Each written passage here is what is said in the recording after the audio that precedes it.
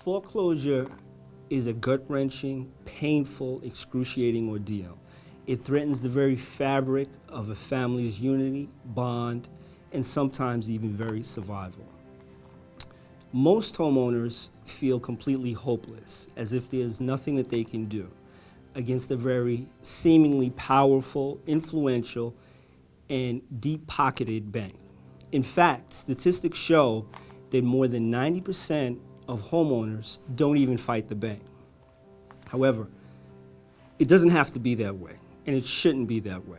There are many legal options and remedies available to homeowners that, if exercised and utilized properly, could prevent the foreclosure and save their home.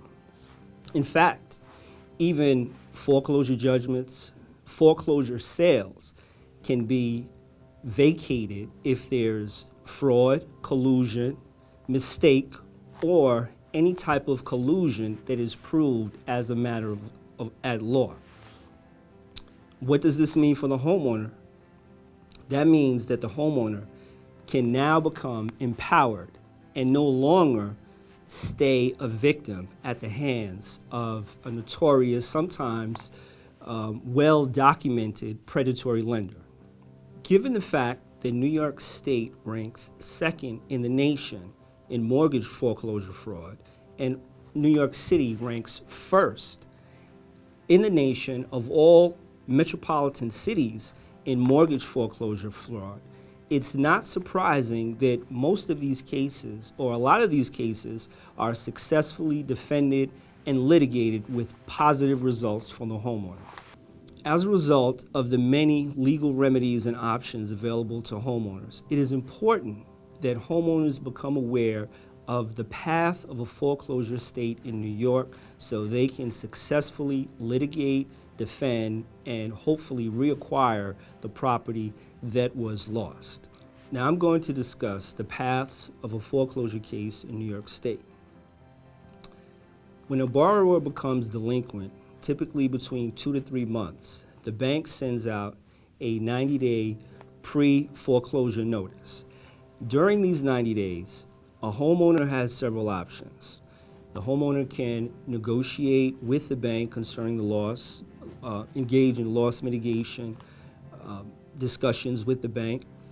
The homeowner can pay the arrears. The homeowner can elect to sell the property and ultimately try to resolve the delinquency prior to the bank filing a foreclosure action. If nothing can be resolved at the end of the 90-day period, the bank mails what's called an acceleration letter to the homeowner demanding payment in full of the entire debt of the note. Now, if that is not paid, and typically it's not, unless the homeowner enters into a contract to sell the property or engages in any other conveyance that would satisfy the loan amount, what happens is the bank files what's called a lis pendens in the county in which the property is located. The lis pendens simply is a legal tool that prevents the buyer from conveying the property to anyone else, and it puts the world on notice that this particular property is the subject of a lawsuit. Now, after the lis pendens is filed, soon after, the bank files a legal document called a summons and complaint. A summons and complaint is the official legal notice that's filed by the bank in the county clerk's office in which the property is located. That is the beginning of the legal action, the legal proceedings taken against the homeowner to foreclose on the homeowner's property. After the summons and complaint is filed, the homeowner must be served notice that the action to foreclose on their property is pending in court. The summons and complaint is served on the homeowner in one of two ways. The summons and complaint is either served personally through a process server hired by the bank, where the process server would go to the homeowner's residence and serve a copy of the summons and complaint on the person who is listed as the defendant in the action, which would be the homeowner. If the summons and complaint was served personally, the homeowner has 20 days to file what's called an answer. An answer is a response to the complaint. And in the answer, the homeowner can raise the legal defenses, counterclaims, and any other issues that are relevant concerning the foreclosure action. If the summons and complaint is mailed, a homeowner has 30 days in which to respond. Now, these are two very crucial time periods that a lot of homeowners oftentimes neglect to adhere to. It's very important because failure to respond in a timely fashion would enable the bank to file a foreclosure judgment. And if the bank does file a foreclosure judgment and the foreclosure judgment is granted, then that forecloses, that prevents a lot of the legal remedies that a homeowner may have in response to fighting the foreclosure action.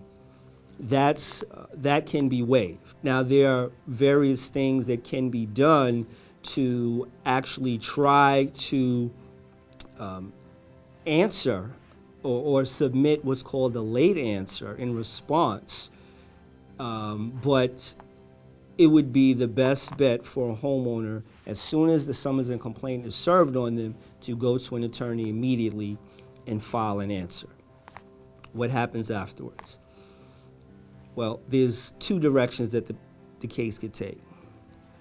If a homeowner files an answer timely, or if a homeowner files an answer that, albeit late, the court allows a homeowner to submit an answer via what's through a motion to compel the bank's attorney to accept a late answer. And typically the courts are receptive to homeowners filing late answers, filing and serving late answers. And actually, quite oftentimes, the bank does mandate that quite often the courts mandate that the courts accept the late submission of an answer if there is a reasonable excuse for the delay and if the homeowner has a meritorious defense.